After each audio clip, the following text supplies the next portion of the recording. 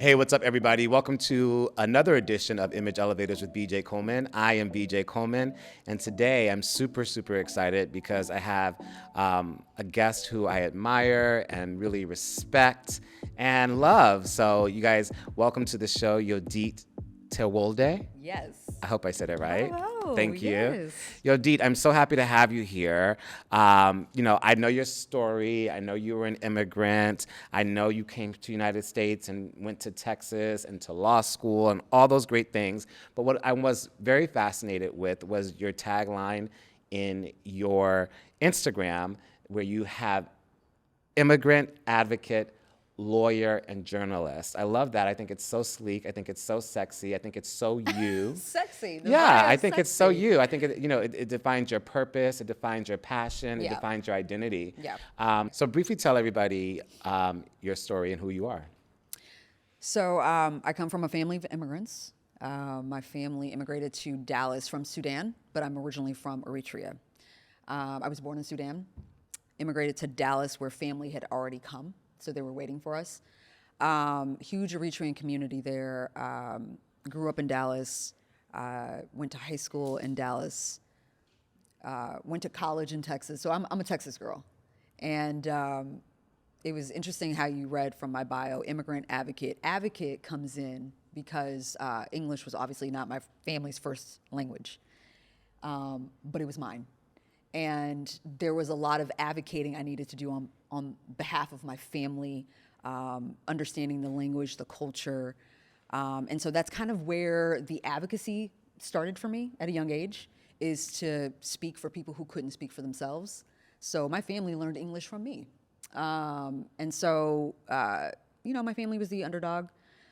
Growing up, I understood that there was a language and cultural barrier. So really understanding that and helping in any way I can with, my family's understanding of, again, America was where the advocacy came from. And then fast forward, obviously, college, law school. So that's where the lawyer comes in, obviously. Graduated law school. Didn't know what I wanted to do with my law degree, but then I got a clerkship with a judge. She did criminal, she did civil. I was really more interested in the civil or the criminal side. And so I said, that's what I'm gonna start doing, is criminal. And so how can I become a good trial lawyer? And the prosecution side was the best way for me to go in, learn on someone's dime how to become a trial lawyer. So I made all my mistakes, learned to really hone my voice, storytell as a prosecutor. Once I felt comfortable enough as a trial lawyer, I wanted to go out on my own. And there were things that I saw, and I might be going down a rabbit hole here, but there were things that I saw within the legal system as a prosecutor that I wanted to talk about, but I couldn't as a prosecutor. My opinion on certain things would then become the opinion of the office, and that was just not allowed. So that's what expedited my exit. So let me learn all that I can so that I can talk about this stuff on the criminal defense side. And that's what happened. And I got my first crack at TV. Roland Martin is a mentor of mine. He gave me my first opportunity on one of his shows on TV One. And other networks saw me, asked me to come on. So then, the commentating thing happened. And then it kind of snowballed from there, and I've never gone back to the practice again. Because now you're this huge TV personality. Well, I wouldn't say huge, but now I'm doing a show that I swore I would never do. I'm on a judge show, Hot Bench, created by the GOAT, Judge Judy. And I remember doing an interview on Hot 97, and Ebro had asked me, would you ever do a judge show? Not sure where that question even came from. And I was adamant. I was like, absolutely not.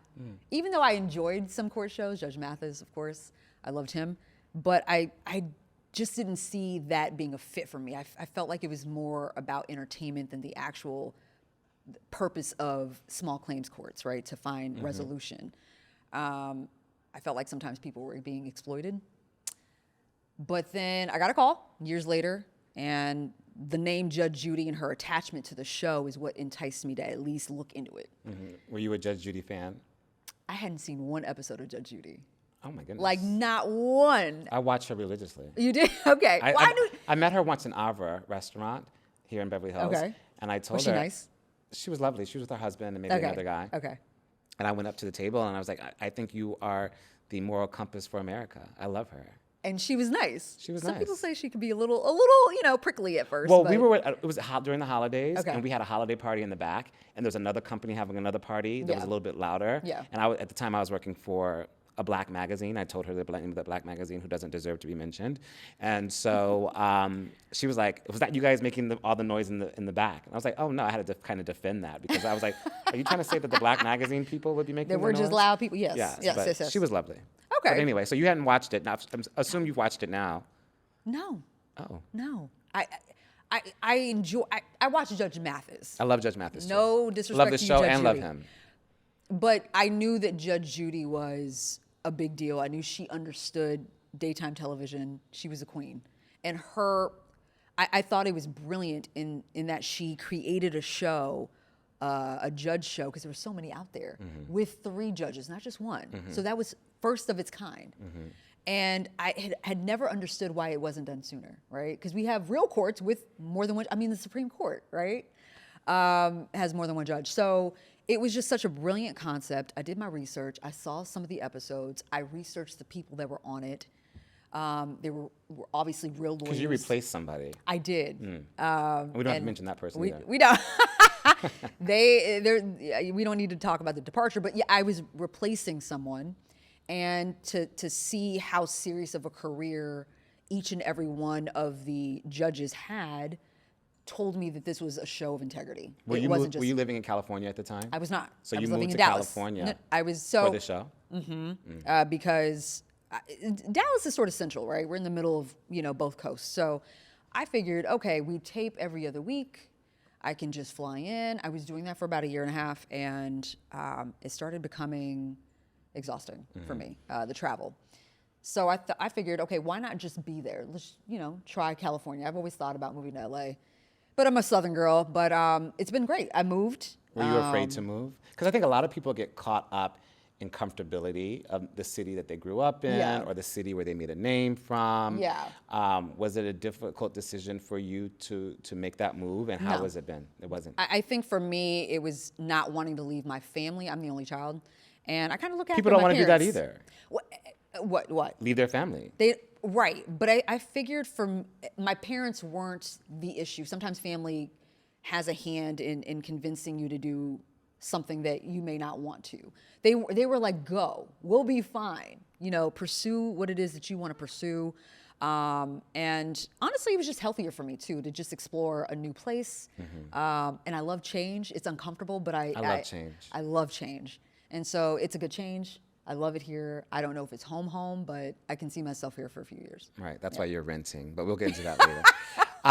Okay, so that's incredible that you chose to take the leap of faith and follow what's obviously been a great job for you. And has this been impacted your career, or is this now your career? I mean, do you still have your legal practice in Dallas? Oh, absolutely not. I stopped practicing when I had to move to Atlanta for Court TV, and that was in 2019. So I haven't practiced since. I don't want to go back to the practice of law. I don't know if you know lawyers that have just completely pivoted in careers, but practicing law is very taxing emotionally, especially with criminal law. So I feel comfortable with what I'm doing now. I want to continue doing that, the television thing. Media work in general, and just kind of take the experiences. I feel as though every gig I've had leading up to this point has helped me in preparing me for the next thing. So I feel like my time as a lawyer is done, and it's been. I can always pull and draw from that experience in order to do the next thing, but I don't see myself going back.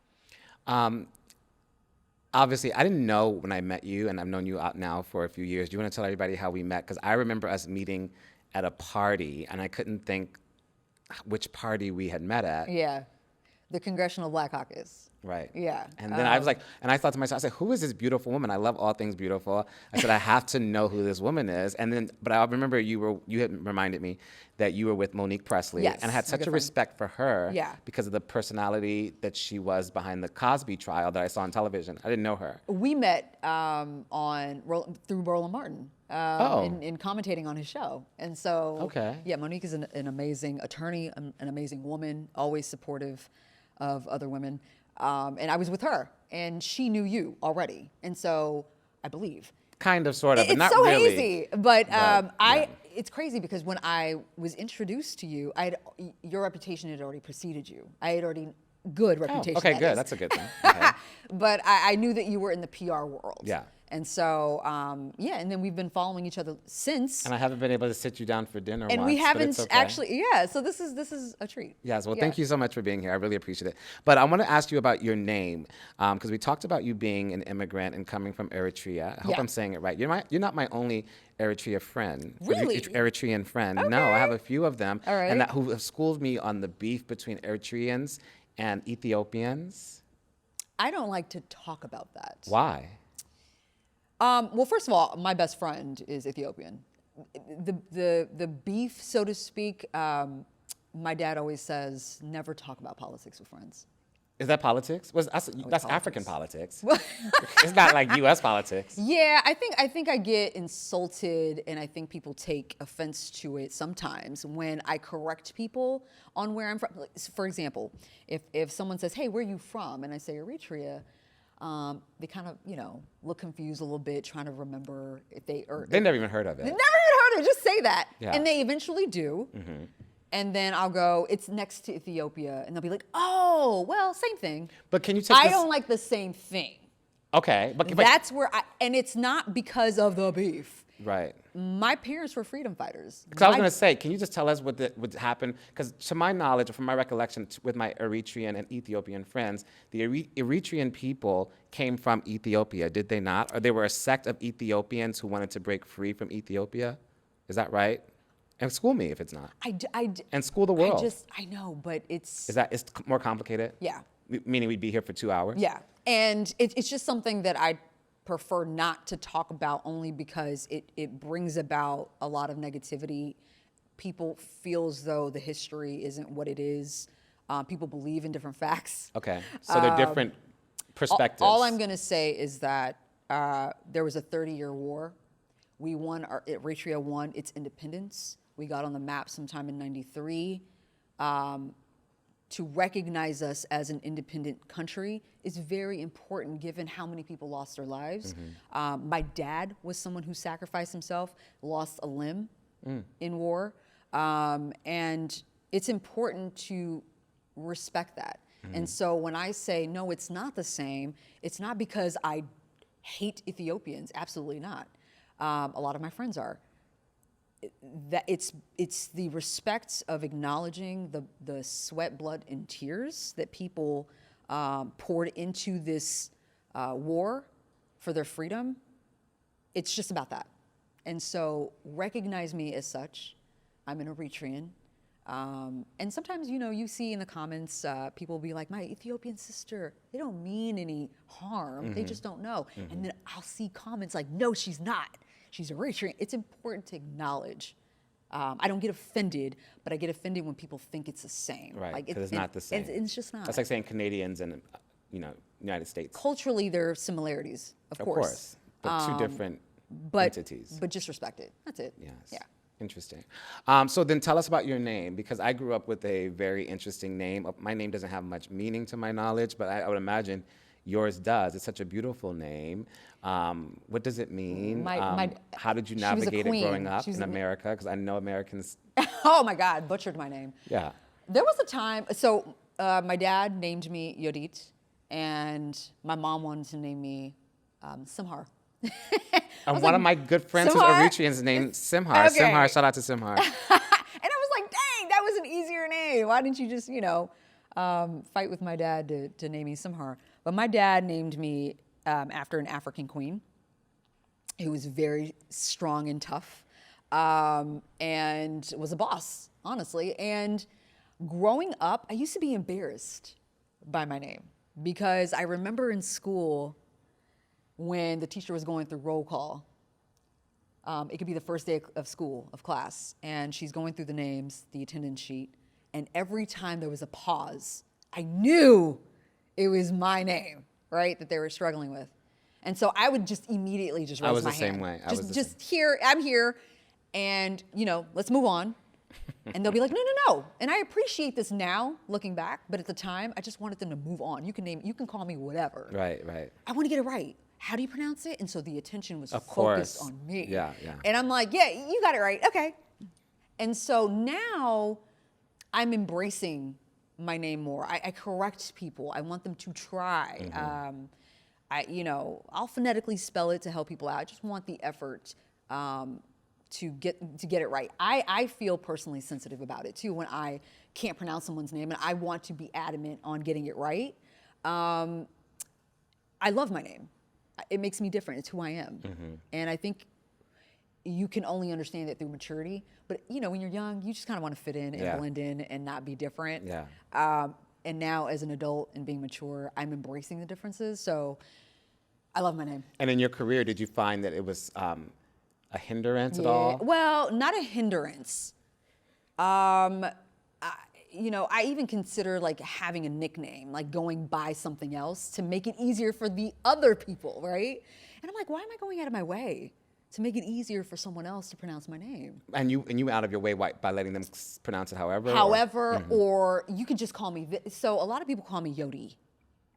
Without saying the T? Without saying the T. That's crazy. And they're like, oh, it's so cute, but that's not how you pronounce my name. And so I used to let that slide for so many years, and now I'm correcting people. Like, it's not that. Sometimes people who are close to me will just say yo. That's fine. But I am now very adamant on getting it correct for people. And if it takes you 10 tries, then 10 tries it is, right? It's so befitting, though. It's such a regal name, and you're so regal. Thank you. Thank you. I appreciate that. Don't you think that you're regal, or you don't think that you are? Don't put me on the spot like that. I'm accepting of your compliment. That used to be really hard for me, is to accept compliments. So I'm going to accept it. I receive it. Okay. Well, Image Elevators is all about, identity and branding. So that's why I asked that. But when we go back to the original thought that I brought up at the outset about you calling yourself immigrant, advocate, lawyer, and journalist, I was wondering if we could spend more time dissecting your choices and how you present yourself. How I put in a certain order. Yes. Was that purposeful? Yes. So I'm always going to be an immigrant. That's who I identify as. It's who I am, right? So it is remembering where I come from. That is always going to be the foundation for everything.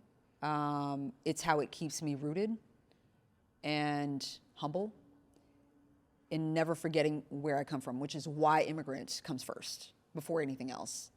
The advocacy comes next because of my immigrant history and having to advocate for my family, for the immigrant community, for communities of color. That's where that comes from.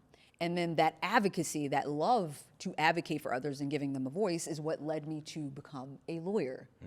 And then from there, having to get into the commentating world and having to really study and watch cases and trials and dissecting them and opining on them is where the journalistic side of me came out, right? I had a show on BNC that's now the Griot. And having to really interview and talk about these really sad stories of police brutality and immigration and missing women and girls and exploring those stories, that is where the love of journalism comes from. And so that came last. So that is why I put those things in a certain order. But first and foremost is the immigrant part.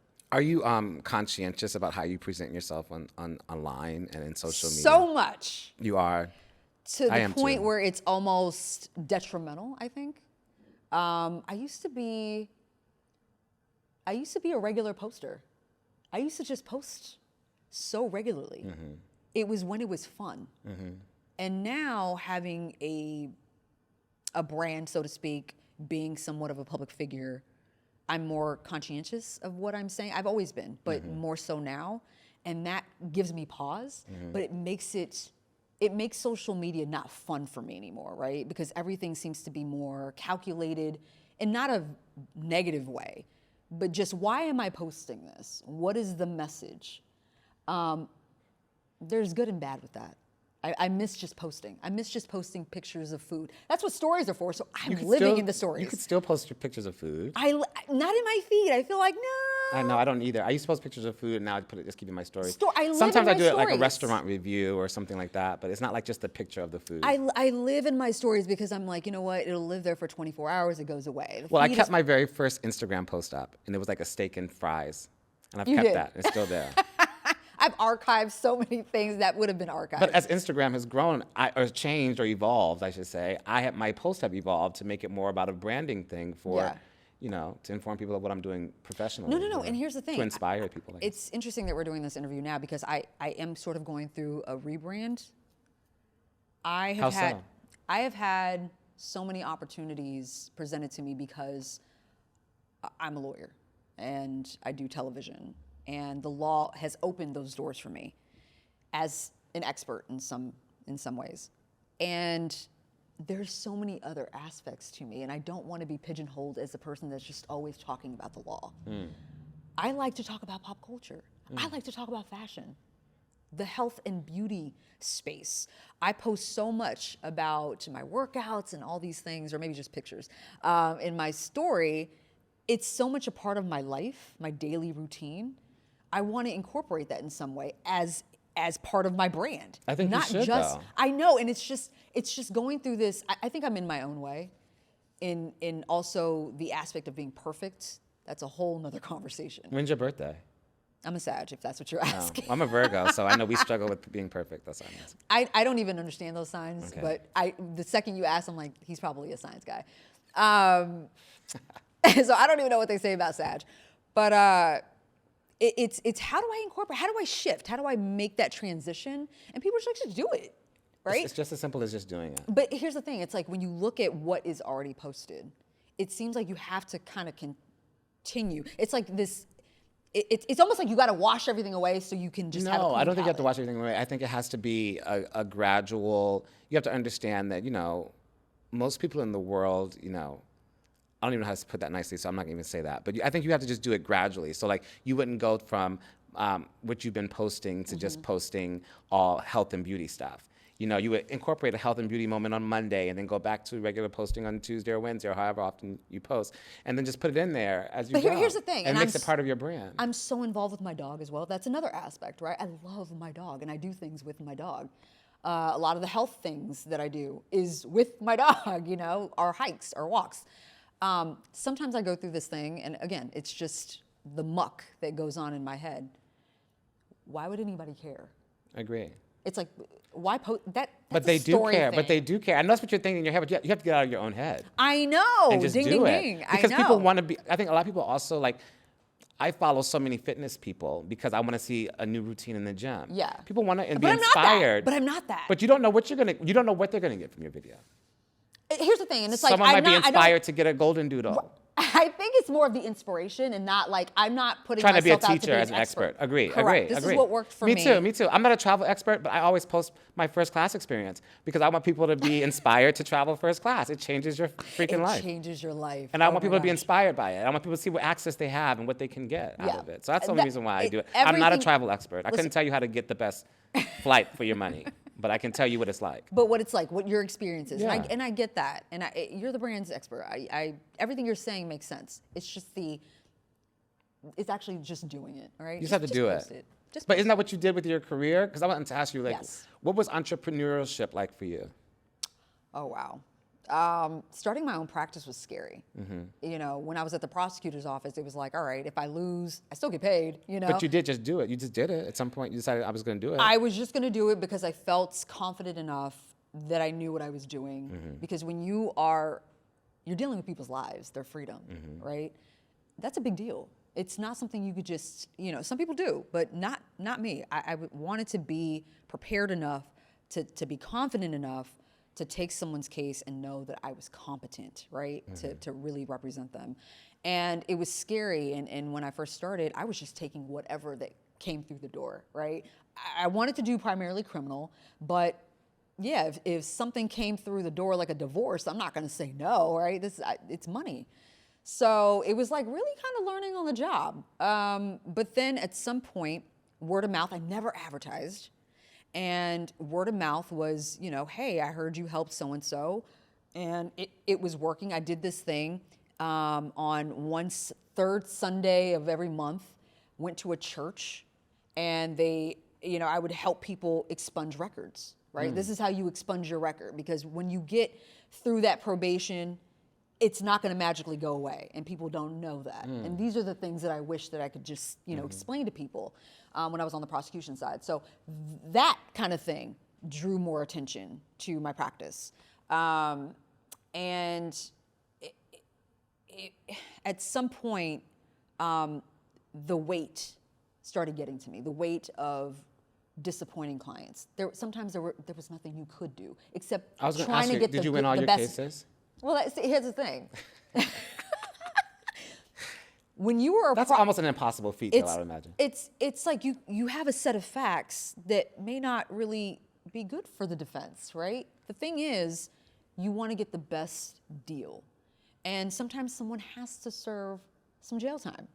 But what was beneficial for me was being at the prosecutor's office. We tried cases all the time. That's where you really get your experience from. And we tried cases against these defense lawyers who I was now going to work with, right, as colleagues on the other side. You went from prosecution to criminal law. Correct. And they knew I could try a case, right? They knew anybody or at the prosecutor's office knew I can try cases. So now that I'm on the other side, it would be beneficial for me because now, we know Yodit. Because when you were prosecuting, you were assistant DA. I was an assistant DA. When you were a prosecutor and a defense attorney, came and wanted to negotiate, if you knew the reputation for not really going to trial, you'd be like, I'm not giving you what you want. Let's go to trial. Knowing that they'll buckle because they're not trial attorneys. But because I was a trial attorney, I had the reps, right? And going over to the other side, it was no thing for me to go to trial. So it was I was in a position to negotiate because they knew that I could go to trial. I could do this. So we could do it, or we could just settle this. So, it was benefit. I don't even know what the first original question was. Well, the first was asking about entrepreneurship, and then we talked about this, but it's okay, no worries. So I loved the freedom. I loved that I could do what I want, the television aspect of things. But you had the confidence. And the reason why I asked that question was I was trying to figure out how you have the confidence to start your own practice and firm, which is great when you know your stuff, having done your homework. You know what? And then with social media, it seems like you don't have the confidence when you do know your stuff. You do know your dog. You do know your beauty routine. Here's the thing. Just do it. I did it afraid. Yeah. Simple answer. I probably should have started with that. Here's why. There are so many people who just know what they want to do. I love that for them. I've never been that person. And well, you're Sagittarius. So. I don't know what that means. But here's the thing. A lot of people see me and they assume I've had it figured out from day one. And that has never been the case. I've never portrayed that. I don't want to portray that, but I am very honest about not knowing what the hell I'm doing. To this day, I don't know what I'm doing. And in order for me to find out what I want to do, what do I have to do? Everything. Right? That makes sense for my brain. Of course. So if an opportunity is presented to myself, to me, to you, and I'm afraid, right? Like, what if I'm not that good, right? Like, what? I get in my mind, the imposter syndrome thing. Everyone does. Everyone does. I still do it because this may be the thing, right? And I won't know unless you try. This is the thing unless I try. If I knew what I wanted to do, maybe I could navigate the waters a little bit better, like knowing I could say no to certain things because this is what I want to do.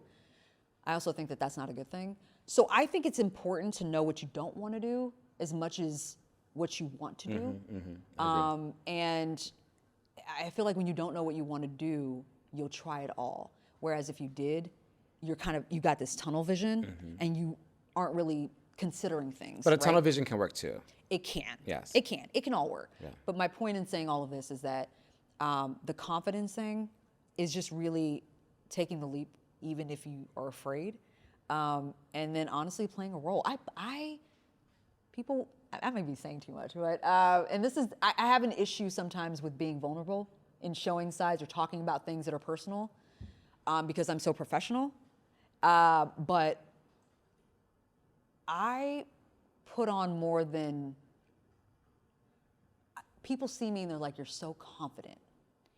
And to some degree I am. But inside there's an internal struggle and you just can't tell because I am able to perform. Mm-hmm. I performed in the courtroom for the jury. I got to tell a story and I got to perform. I'm on television as a personality. There's aspects of performance there and storytelling. So I can walk into a room that I'm deathly afraid of and feel like I don't belong, and you'll never know it. People will be like, you walk in and it seems like you own the room, and that can be further from the truth. Mm. But I have to perform. I'm not going to let you know that, right? Yeah. So, yeah. Yeah, it's like, there's this saying, like, no matter how you feel, you have to get up, you have to dress up, and you have to show up. And then the last thing is you never give up. But I agree. I mean, everyone has insecurities. And I think that, part of overcoming those insecurities is just showing up. And, and I've experienced that too, is that people think you're so overly confident in this room, and they mistake that actually being uncomfortable is what makes you think that I'm being confident. But I'm actually, Are you? I'm not a people person. People think that I am naturally. Okay, when you say people, so here's the thing. I love my solitude. So do I, and it's the only child in me. Here's the thing. I am good with people whenever I am presented to an audience or if I'm having a conversation with. I get that. But I am very much like you. I'd rather be alone. I'm good with people. I can handle people. I am an introvert. And Yes. people are like, how do you do what you Yes. do Right. being an introvert? Right. Many people But are. you're a that performer too. That's what it comes down to. And people really don't realize just because you're on TV doesn't mean, here's the thing. I'm on TV and I'm talking to a camera. Mm-hmm. I'm not talking to a mass audience, right? So there's crew members around. They're worried about doing their job. They're not worried about me. And so there's a big difference between, public speaking, which is what rated the number one, like fearful thing for people, the scariest thing, and talking into a hole, right? Which looks like a camera, right? It's a hole for me. No one's looking back at me. Now we do have a studio audience, but I get kind of weird about that. But after a while, they disappear. Right. But people are fascinated by the idea that you're shy. No. But not with what you do. Oh, I'm terribly shy. No, I get it. I am too. And I also don't think or it's not talked about enough about the importance and the art of putting on. Not to say that you're being fake. You're not being fake. Because it's not about not being your authentic self, but because that's a side of you too. A side of you is shy, but a side of you is a performer. Yeah. And you have to be able to embrace that performer at certain times, whether that's at a party, whether that's in the office, whether that's at trial, right? The performance aspect is really about making the other person comfortable as well. Right. Because if you're not putting on and you're really showing that you're because everybody does it. Everybody does at it. Every job. And that's the thing. It's really, I'm not saying, oh, I'm doing you a service. It's to blend in and to carry a conversation and to be able to just catch up, right? And not make the other person feel like I'm either not mentally there, I'm physically Some there. people still do that though, unfortunately. They're not good at it. They're not good at it. They're not good. I can literally look at somebody. That's why I say it's an art. And to be able zone to, out, and you'll be like, man, she was really listening to me. Not, I'm giving it away, but like. But that's why people are surprised to hear when you're an introvert or that you're shy, because you're so good at being that element of you is so good at shining. Yeah. Time is going to run out of us, and I have so many more questions. Please. So can you make your answers a little bit shorter? Okay, I will. No, I'm just messing with you. I will. You're doing great. It's like a lightning round. I wanted to ask how you transition. I have so many things I want to talk to you about. I want to talk to you about some of these current cases. But before I get into that, so just make this a little succinct. Okay. How did you transition from, leaving your law career to a television career? How did that happen for you? It was so funny. In the commentating world, you meet so many other, analysts, legal analysts at the time. at the time and commentators. And one in particular reached out to me and said, hey, Court TV is coming back. And I remember Court TV when I was in 7th grade homeroom, and there was a TV on, and Court TV's logo was at the bottom, and I was watching O.J. Simpson try to make a run for it in his Bronco. Full circle moment where now she's like, they're looking for former prosecutors as anchors. And I was like, oh my God. And we covered trials. And who was this? Her name doesn't need to be. But someone you had known from doing. I hadn't even known her well. But how did you even? We connected via Twitter. Okay. We were following each other. And it was just random. So you hadn't thought about doing television necessarily. I was doing television. I was commentating. Okay, you were doing. I was commentating. Okay. So when CNN how would call. How did you get to do that? Roland Martin. Got it. How did you get to do Roland Martin? Oh, that's a story. Tell it. Okay. So Roland Martin went to my undergrad. Roland Martin had a show. Roland Martin would do events that I would be at. And I'm like, I want Roland Martin to put me on his show, right? We have Before you even knew him? Before I even knew him. We have that. That's the power of manifesting that. Well, here's the thing, and he's not gonna like this, but I tell him all the time. I met him maybe 3 different times, and every time I met him, he'd be like, "Who are you?" Like, wow, like we met. You don't. He didn't even remember my face. I wasn't memorable, right? You are, but he just probably meets a lot of people. So I was like, you know what? It's time to up the ante on this. So he was going to be in Dallas for it was some sort of a fundraiser, and him and nephew Tommy, who also went to A&M. And really quick, just I want to be clear. So you had set the intention that you wanted to meet him for what purpose? Because going on his show. You wanted to go on his show. I want to go on his show. To do what? To be a legal analyst. He had these. So you had it in your mind that you were going to be on television all the time. So you had it in your mind that you were going to be a panelist on television, specifically the Roland Martin show. I was going to give him legal advice on his show. Got it. Okay. So this time, after being unrecognizable to him 3 other different times, he is going to remember who I am this time. And again, I am not someone who likes to go to events. I want to be at home. But I know he's going to be here. It's for Aggie alumni. I'm an Aggie alumni. I'm going to go. I'm going to corner him. And I'm going to make sure he remembers me. And that's exactly what I did. I went to the event. I told him, hey, you've never remembered me.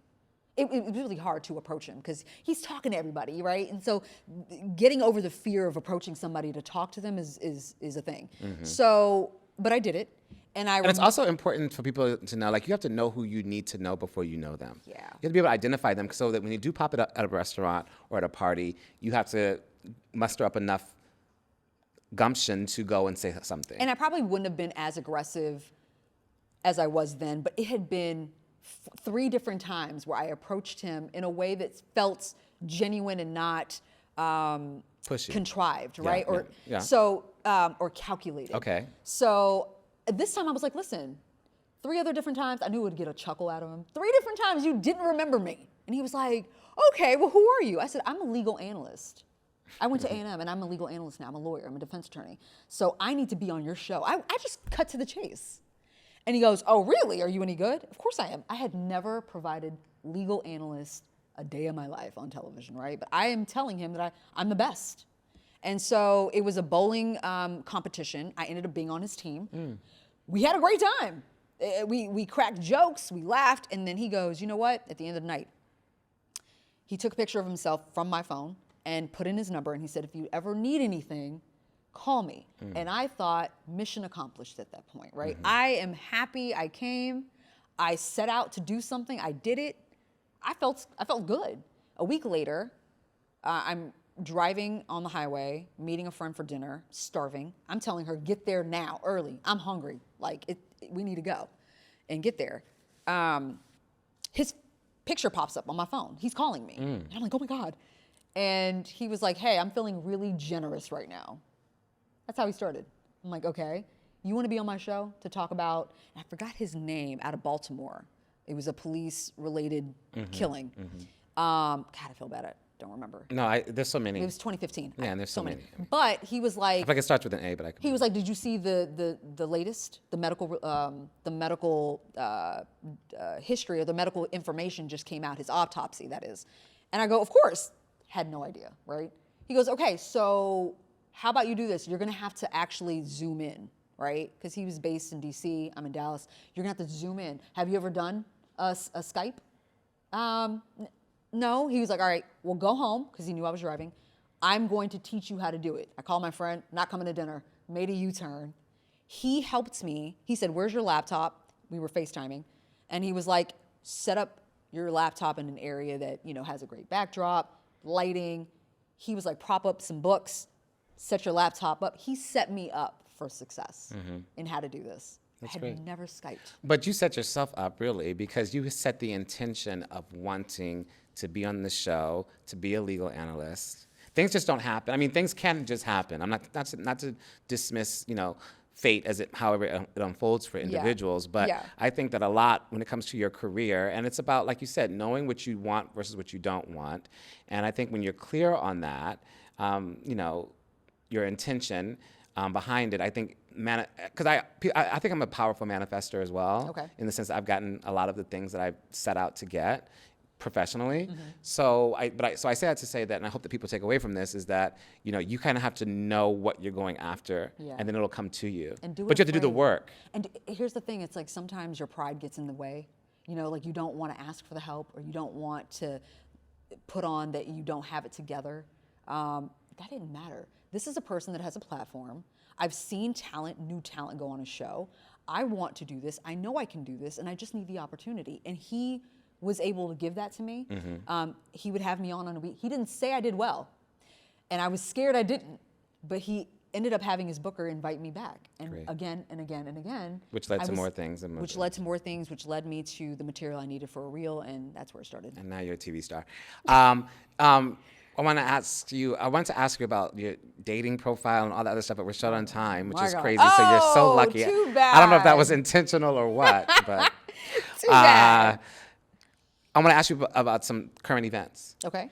And then I want to ask you about some of your routines. Before we get into current events, though, I'll ask you about your routine. So you say your beauty and health. Do you work out every day? I work out every day. For how long? I love it. An hour. But so it's good for your mental as much as it is for your physical. Oh man, that is the one place where my brain completely shuts everything off, and it's focused on what I am doing, the pain, getting through the workout. I get lost in the music. That is my sanctuary. You work out by yourself? You have a trainer? I used to have trainers, Now you're by and yourself. then I learned the tricks of the trade. But you're not doing 7 days a week. You do 7 days a week? I give myself Saturday off. So you went to the gym today, or are you going later? Okay, except for today. When I tape, that usually throws me off. But you taped Hot Bench yesterday, so you didn't tape yesterday. I mean, you have didn't to go have to my the gym hair right yesterday. for today. Got it. So you'll go So this Saturday you'll go to the gym. So Saturday I'll start. And Sunday you'll go. Sunday I'll go. And you go for an hour. I go for an hour. Uh-huh. And so my question is, what do you do to recover from a grueling schedule, or when you have event after event, or how do you center yourself? Is it the gym? It really is the gym, and I have learned to embrace not doing anything. I don't need to do something, and I always felt like being productive meant that I was deserving of a break. Me not doing anything is doing something for me. Me too. And so I do nothing. I'll go for walks. I really love nature now. And my dog has forced me, as a golden doodle owner, I don't know what kind of dog. Do you have a dog? I do. I have a great Italian Greyhound. What is the energy like? She's a mess. Okay, so I don't have a chill dog. My dog loves to be outside. And my dog is very social. To anybody and Oh my everybody. God, it's painful, right? Especially for people like us. Yes. So he forces me to go outside. He forces me to have conversation with strangers, but he forces me outside is my point. And I've now I appreciate the scenery, especially being in LA. There's just always a beautiful view somewhere. So I just love being outside. I put my headphones on and I get lost, and I love that. I love that. being oblivious to what's going on online or anything else on the news. I used to be an avid news watcher. Now, no, I take in what I take in, and I balance myself through exercise and outdoors. Got it.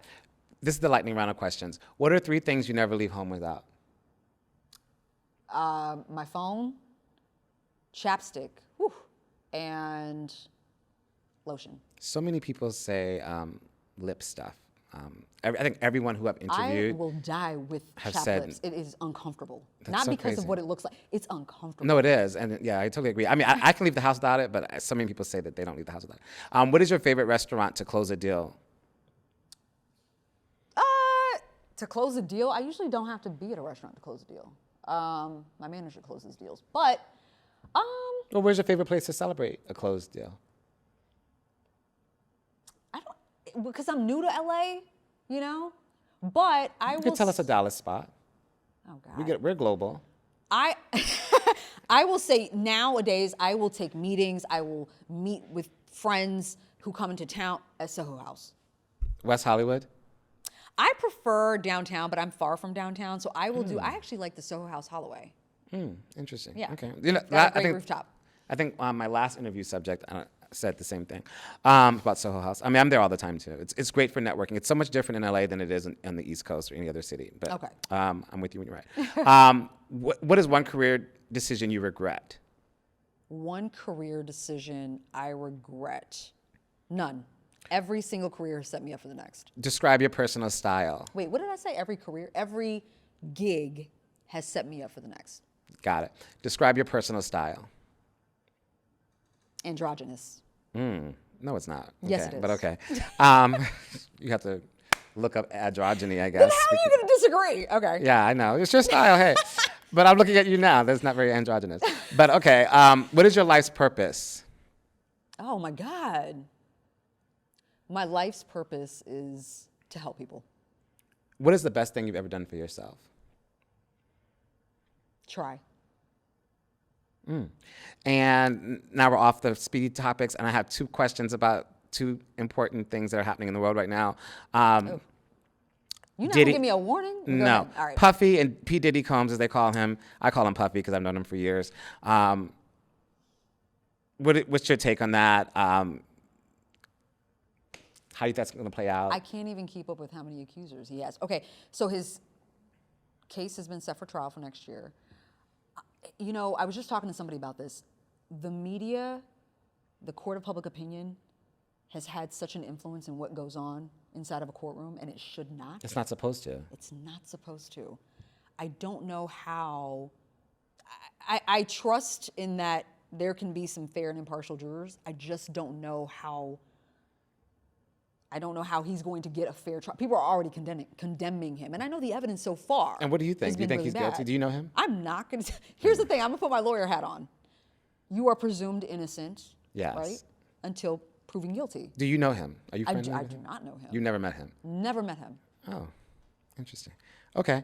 And when you speak about public opinion, that's the next question I was going to talk to you about. Same case with the Menendez brothers. Menendez. Don't you think it's the same thing?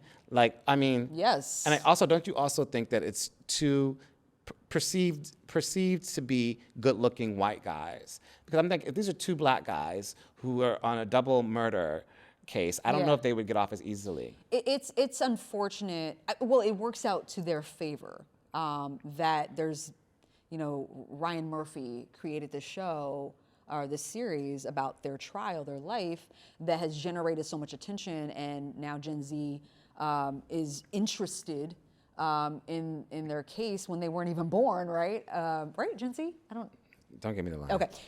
So, no, I think the conversation around sexual assault, sexual abuse with kids, or especially males, has evolved. At the time, it was hard to believe that these two boys could have been sexually assaulted, sexually molested Do you believe by they their were? dad. Absolutely.